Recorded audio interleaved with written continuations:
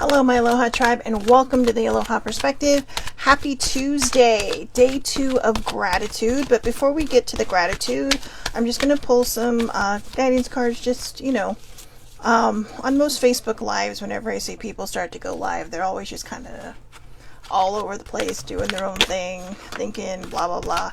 So I figure this is just a good way, since we do this daily, to just, so you're not just staring at me. Do some stuff while I wait for people to come on.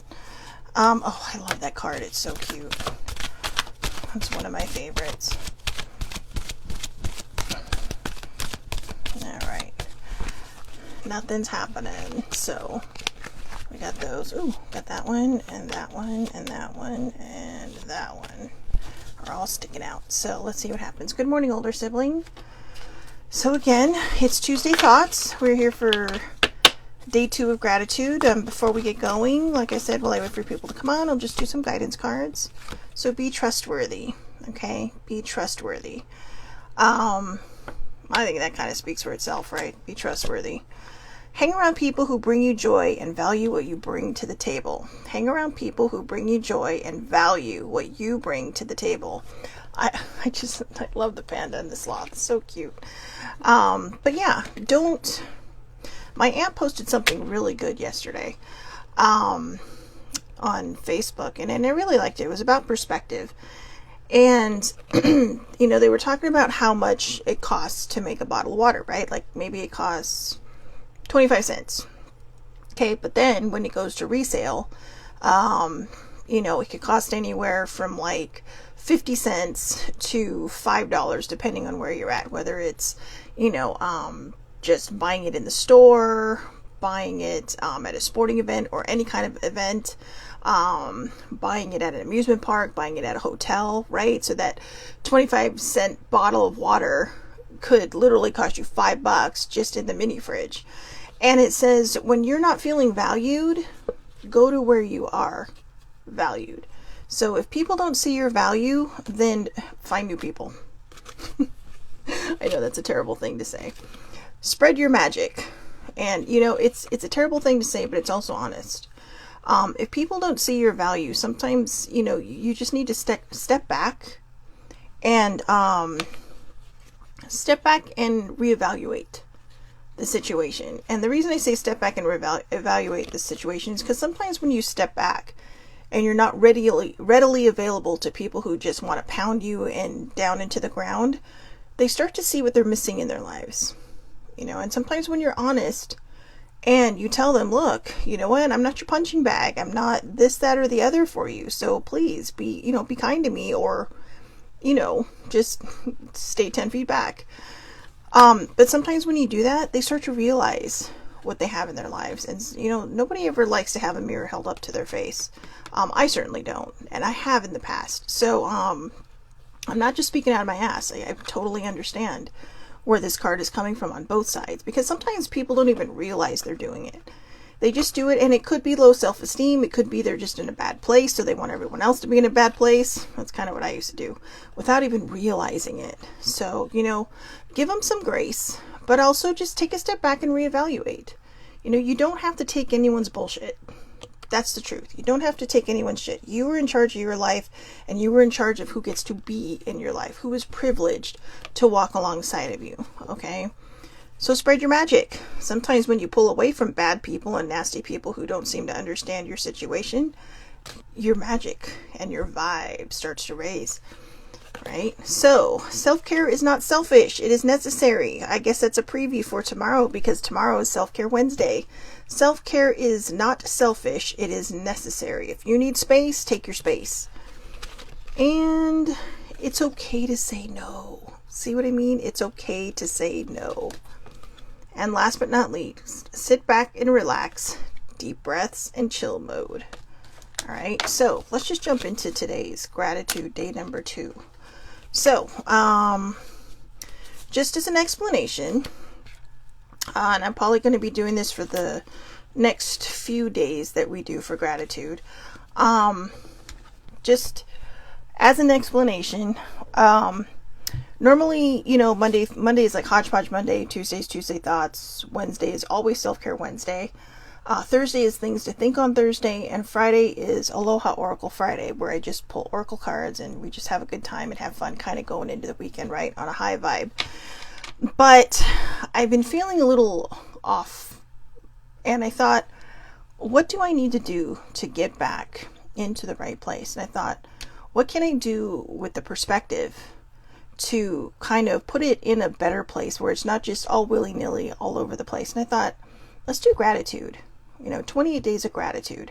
So I found a site on bravethinkinginstitute.com, and I found 28 quotes, positivity quotes, or gratitude quotes, I'm sorry.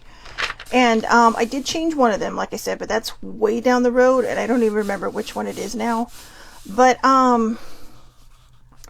it's their site starts out with, by practicing gratitude, we change our entire magnetic field and attract opportunities for greater joy in our lives. And this is true. Have you ever noticed when you're vibing high, when you're completely grateful for everything seems to start to work out, whether it's the way you expected it to or the way it's meant to, but you're still on that high. You're still kind of like, yeah, this is going great. Thank you, thank you, thank you. So these are 28 inspiring quotes that will help shift your perspective from, help you change the narrative, right? I am trusting that these quotes are attributed to who actually said them, but if they are not, I apologize. But I know that it came from a website, but I have seen other people say quotes and they're like, I have no idea where that came from, and 3 people answer with 3 different people, like in comments, and it's just like, ooh, so one person said it, but other people said it and use it a lot. So it's always kind of a crapshoot with that, but don't worry about where it came from. Worry about what the message is, okay? So, again, these are 28 inspiring quotes. Monday, Tuesday, and Thursday will be the days of gratitude. So starting as of yesterday, it will be from a Monday to a Monday, 2 months later. Just Monday and Tuesday and Thursday, gratitude. Wednesday, self-care Wednesday, and Friday, Oracle Friday. Okay, one of the reasons I didn't want to just pound you with 28 days of gratitude within a month is because I think it's good to sit back and kind of sit with these quotes for a little bit, really kind of let them sink in without having to worry about what each day is. I mean, you're going to get 3 quotes each weekday, during the regular work week. And that leaves you 4 other days, plus the day you get them, to really kind of think about them and let them soak in and how you can apply them to your own life. So day 2, there are only 2 ways to live your life. One is as though nothing is a miracle. The other is as though everything is a miracle. Albert Einstein. So again, there are only 2 ways to live your life. One is as though nothing is a miracle. The other is as though everything is a miracle. When I woke up, I didn't understand that. I've been struggling. I'm going to be honest with you. I've been struggling with the gratitude today. Just having a lot of self-doubts, having a lot of just totally being mind-effed, and I've been trying to really find my footing this morning. And I thought that maybe when I read this quote, I read it as though he was saying there's only 2 ways to live your life. And so nothing is a miracle, or everything is as a miracle. And then I thought, well, what's he trying to say here? But then it dawned on me, because I did ask for guidance this morning. I thought maybe it meant don't just stand there, and wait for the miracle, believe it's possible, and keep moving forward. But what I think, in my perspective, what he's saying is, there's 2 kinds of people in this world. They're the ones who live as though miracles never happen, and they're the others who believe in miracles and good things do come to them with gratitude. So you have the people that just, kind of trudge through their day and, just kind of like whatever, kind of like, think of it this way. If you're a person who practices gratitude and you're having a bad day and you're struggling to find your way back to the gratitude, to me, that's the kind of person that is being talked about. And again, this is just my perspective. All kinds of different people may interpret this quote very differently than I have, but this is how I'm understanding it, because there is a period in there. There are only 2 ways to live your life. One is as though nothing is a miracle, period. The other is as though everything is a miracle. So maybe what he's talking about is just, you can think one way or you can think another. But if you believe in miracles and you're trying to force this miracle to happen, you're trying to make it happen, you're trying to chokehold it until it happens, you probably fit in the previous half, because you're not believing in the miracle. You're not believing that that something unexplainable from somewhere unexplainable can happen to you. And because of that, that really does kind of put you back in the first category, that you're living life as though nothing is a miracle. But when you have gratitude, you're feeling at your lowest, you have this faith that everything's going to work out. Or if you're struggling, you reach out and say, you know what, I could use any good vibes possible. Then, you're also believing that miracle will happen, but you're calling in your own personal good vibe, good juju, prayer army, whatever you want to call it, to kind of, shelter you and to shield you from all the bad things, that all the negative energy that might be out there trying to tackle your brain, right at the 1 yard line. It's like, you're being kapoofed right at the 1 yard line just as you're about to score. Because, negative energy doesn't want you to succeed. It wants to hold you back because it feeds off of your negativity. It's like in the world, say you have, okay, now I know this is kind of stepping out of the zone here for a second, but it kind of will add perspective. There are people called psychic vampires.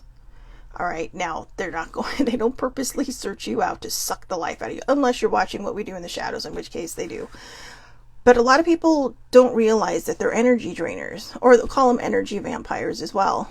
And what happens is they have so much negativity in them that they literally, a lot of them don't even realize they're doing it. They suck the joy right out of you. Just constant complaining, constant, whining, constant, they can't find any positivity in their life. And if they do, it's not enough because it's not consistent enough. It's just everything is negative. Everything is negative. And, people will call that an energy vampire or a psychic vampire. And I may not be using the second term correctly, but it's kind of the same way. They just suck the joy out of you. And a lot of times we try to help them. When you do come around people like that, just shield yourself. If you pray. If you believe in good juju or good vibes or whatever, just, pretend you're in a bubble. Protect it. Call in your angels if you believe in that. I do. I believe in higher powers. But, whatever you do to protect your energy, do that. Because, a lot of times there are going to be people who just unintentionally suck the life out of you, but they intentionally don't change, even if they don't realize it. I know I'm saying intentionally when it comes to people who don't realize they're doing it, but there's a lot of times when you'll say, do you want to talk? Because you always seem like, sometimes people will call them out on their negativity. And a lot of times they're so interwoven into it that it's really kind of hard to pull them out. That's when it comes down to the fact that they have to do it themselves. They're the ones who have to really kind of pull them out. You can guide them, you can throw them the lifeline and the help, send them a rope to help pull them out, but they have to do the majority of the work. So you can't just say, hey, here's 50 affirmations, try these. No, you have to lead by example. Even when things are hard, you have to show them, hey, I can do this. And if I can do this, you can do this. A lot of times you'll see in mental health communities on social media how one person's just struggling, and then they'll see somebody else who has been struggling and is suddenly somehow finding their balance. And it's like, wow, if this person can do that, I can do that. I can do that. So sometimes you just have to lead by example. Or, a lot of times, like I said, you have to step back and reevaluate where you stand in this person's life, and if you're willing to take their battering anymore without them doing any kind of work to change. Okay, so those are the kind of things that I truly believe that he's talking about in this particular quote. I had totally misunderstood it because I was reading it with very dark eyes, and by that I mean I was so hyper focused in the wrong direction that I didn't really understand what he was talking about. I thought that he was meaning that you had to live your life both ways. Like maybe it meant something completely different. Like, maybe you don't believe in the miracle, but keep working towards it so the miracle can happen. But no, what he's saying is there really are two distinct, in my perspective, because there may be a whole different meaning for other people, but in my perspective, I think he really is saying there's two ways that you can live your life. You can live it as though nothing is a miracle. Like the sun just happens, the moon just happens, the water in the ocean just happens to be there.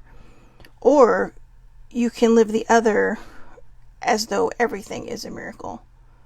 And by that mean having gratitude for the sun, having gratitude for the moon rising, having gratitude for the ocean out there, or the trees, or the grass, or the roof over your head. That's gratitude.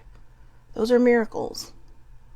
And the more you believe in miracles, the more grateful you are for them, but bigger things can happen. I know sometimes, and I'm saying this from the perspective, for some reason it's popping up in my head, because my mother just popped up in my head. There are going to be times when we ask for a miracle for someone's health, and it may not come. And if that doesn't come, no matter how good of a person they are, it could be what I've come to call a fixed point in one's life.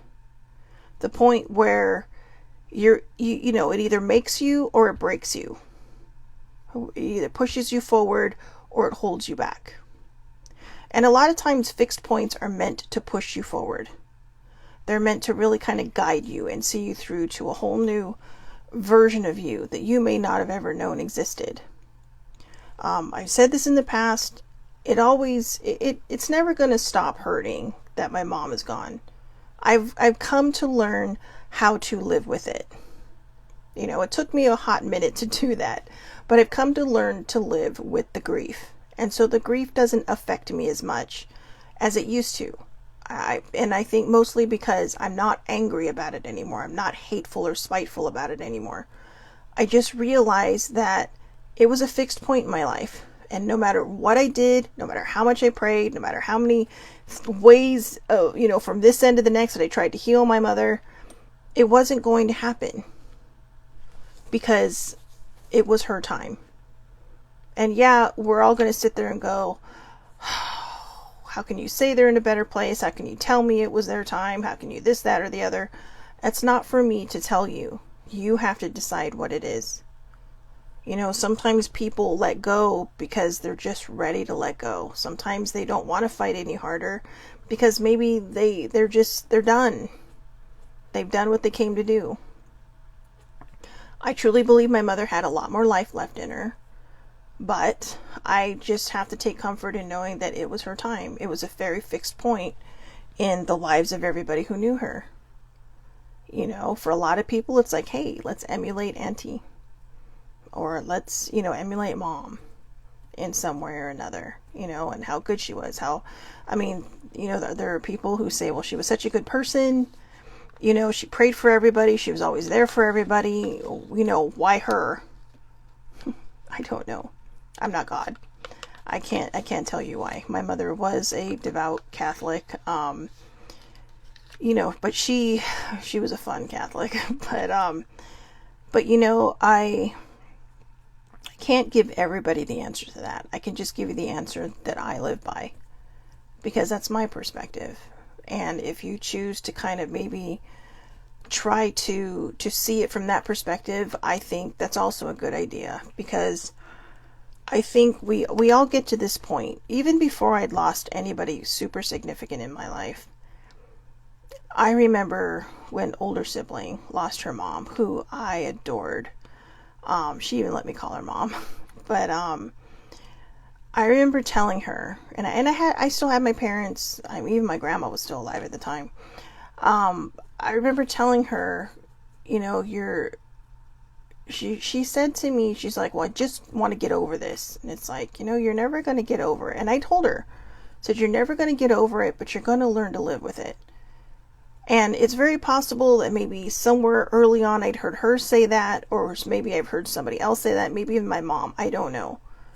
But I remember saying that, you know, and because I said that, I thought I was prepared when my mother died.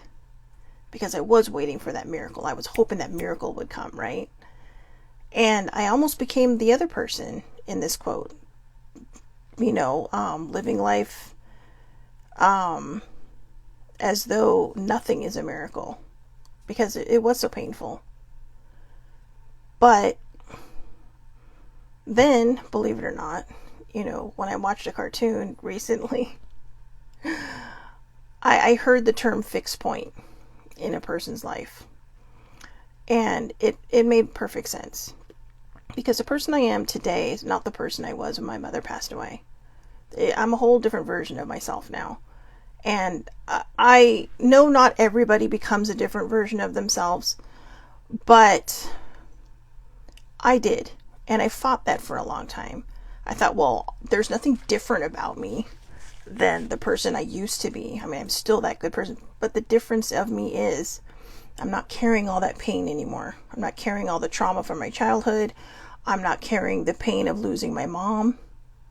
You know, I think in some weird way, losing my mom strained my relationship with my dad. I think we just started grieving in our own ways that we just forgot that we still had each other, you know. And I think it's hard too. I mean, apparently the older I get, the more I start to look like my mom in pictures and stuff. And I don't know if that has any bearing on that, you know, makes my dad hurt more or something, or because I am their child, you know. So I don't know how a spouse is affected when they lose a loved one. I know it hurts him. I know he's moved on. I'm not sure if he's ever finished grieving or if he ever truly grieved. You know, because it is hard to lose someone that you were with for, 40 bazillion years. You know, I mean, they got married so young. They met when they were young. And, you know, but that's the miracle that they even made it that far. Not because of them, but because a lot of people nowadays just, they quit on each other. You know, when something's not working, it's just like, forget it. We're done. Nobody gives anything a chance anymore. So, you know, my parents weathered a lot of storms together. They weathered a lot of storms with each other. A lot of times they were the storms with each other. But, I mean, not to say anything bad about my parents, but they saw each other through each time. They never quit on each other. They never gave up. You know, I'm not going to lie. There was one time when they almost did. And even my mom, here's a humble brag. My mom told me I saved their marriage just by yelling at both of them because I was mad. You know, it's like, how do you make it this far and then just decide, you know?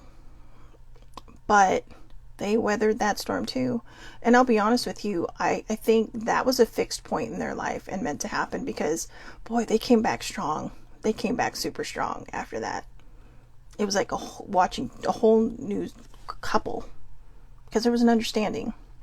I don't know what the understanding was. I don't even know what the argument was about.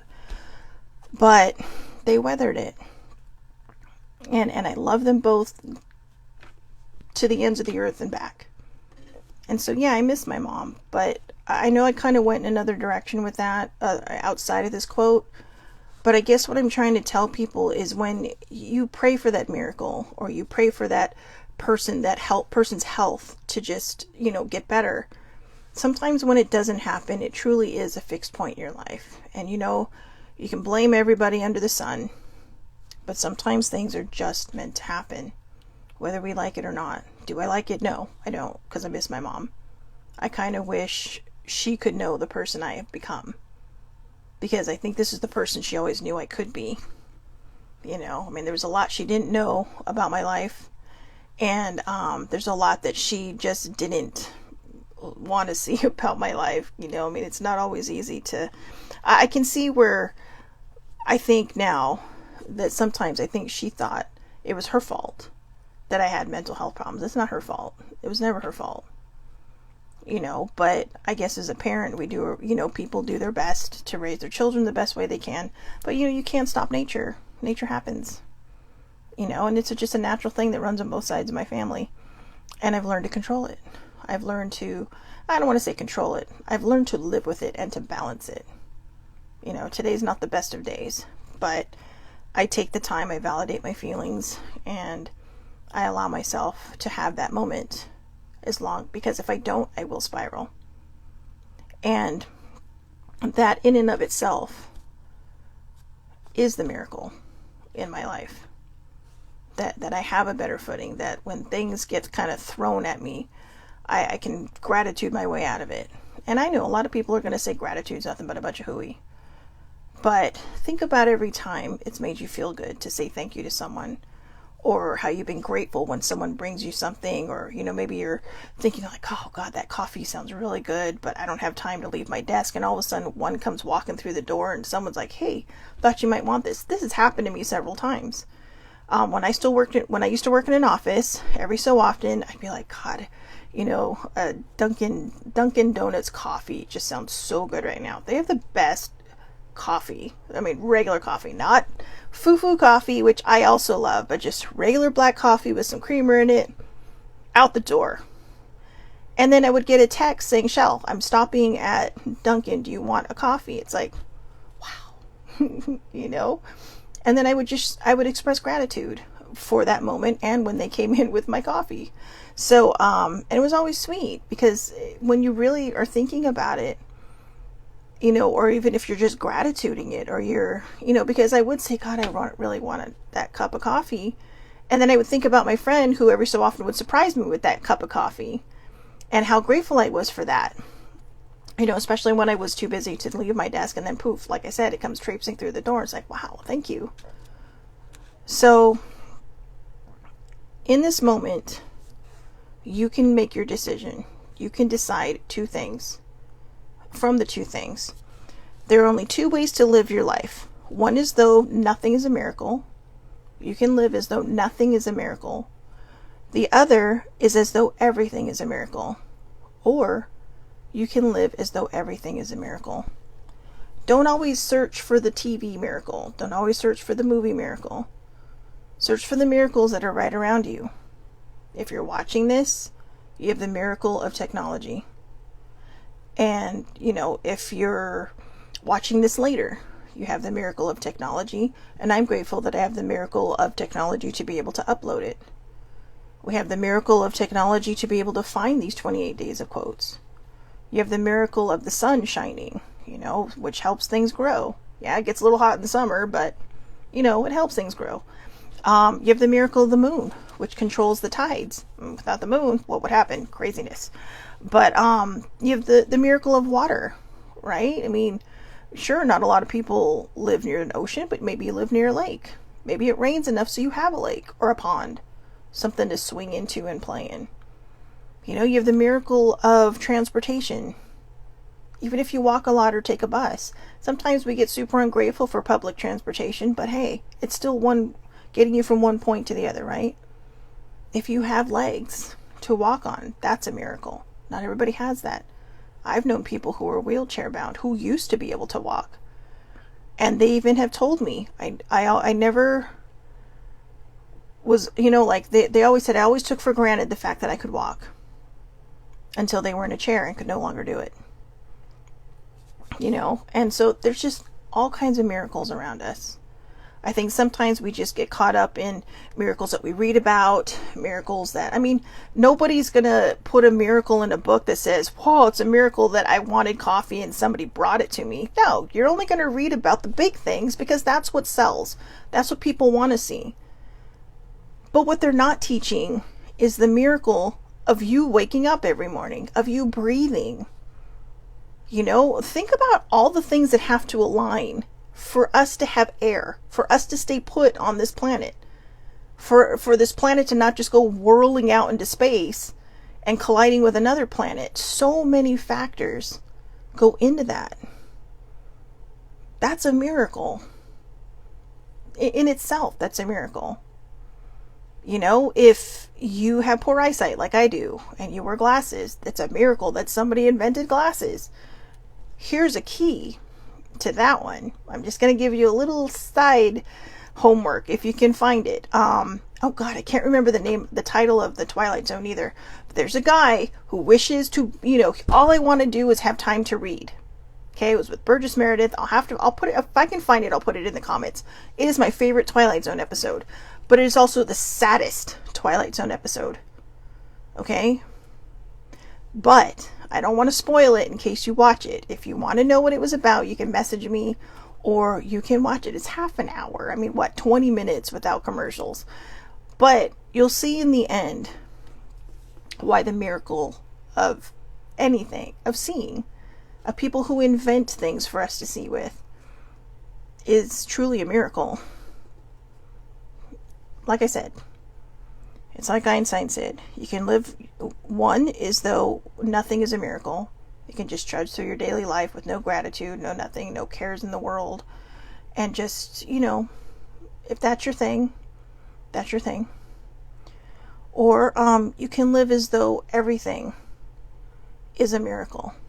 Older sibling said that's her favorite episode also. In fact, somewhere I actually have an action figure of that character from the Twilight Zone that I got from Comic-Con. In fact, I think maybe older sibling bought it for me. But that was pretty cool. It was pretty cool. So anyways, my perspective and my suggestion is to live as though everything is a miracle. Live as though everything is a miracle. It's where gratitude comes from. Be grateful for the grass outside, the flowers.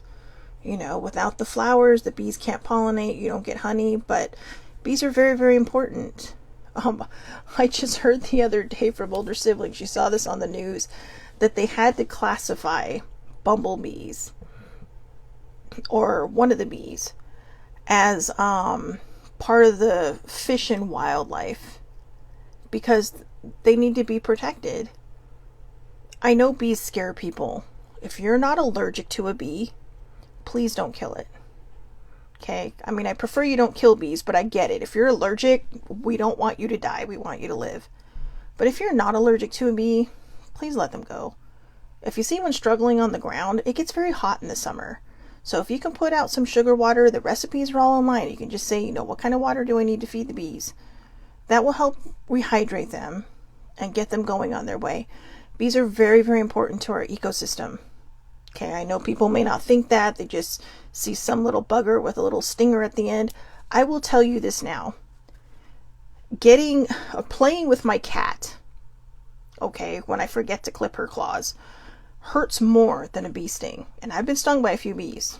All right, I've been stung at the lower part of my back. I thought it was a June bug. Then I was trying to sweep it off and poof. And apparently I am mildly allergic to bees because I was sick for about 2 days. But now I don't even know if I'm communicating with them or not. But when people get afraid, I just tell them, please go away. And they will legit fly away. So I don't know if they're like God's creatures that are so in tune to humans that they're like, yeah, I see you, I don't want to get killed. And they float off. But I've also had bees land on me and do nothing. Because when you're not swiping at them, they're just taking a rest. They're taking a moment. Who knows? If you're sweating, they might even be... I know it sounds gross, but hey, they're hydrating. And if you're full of sugar... So, it does sound a little off-center. I know I sound like I'm out of my mind.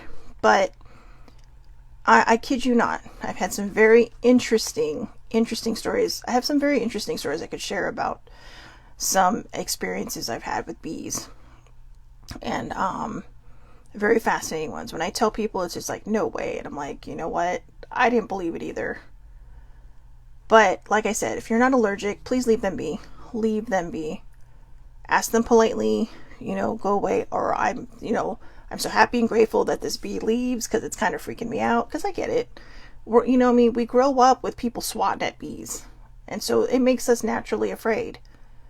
It's just like people with spiders, right? Some people I have a natural fear of spiders. But I know a lot of people who are just like, yeah, no big deal. It's a spider. you know, but we do. We grow up with this crazy fear that, you know, it's going to grow to like 8 feet big and eat us when they're like this big. I just feel it's unnatural for anything to run faster than me, okay?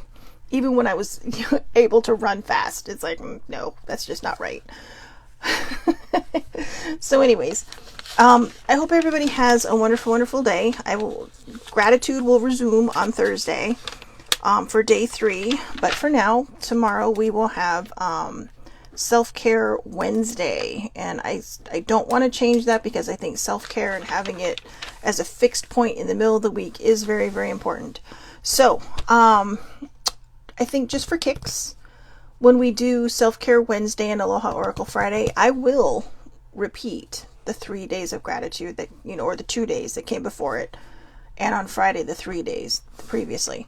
So, so that, you know, if you only tune in on either of those days, you won't miss anything. All right. So, again, I'm going to finish this off one last time. Day 2 of gratitude.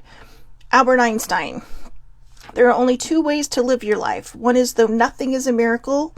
The other is though everything is a miracle. Go out there, be grateful, be thankful for everything that's out there, everything outside. You, look in the mirror. You are a miracle. Being able to watch this is a miracle. Everything around you is a miracle. And again, just to reiterate, if you're reading books on miracles, no one's going to publish the small thing where you gratitude a cup of coffee. Okay? I mean, they should, because it shows that miracles happen all around us and not just on a grand scale. Okay? But that's what sells. Big sells. But miracles are small, medium, and large, and extra small, petite, mini, fun size. Everything is a miracle. Breathing is a miracle.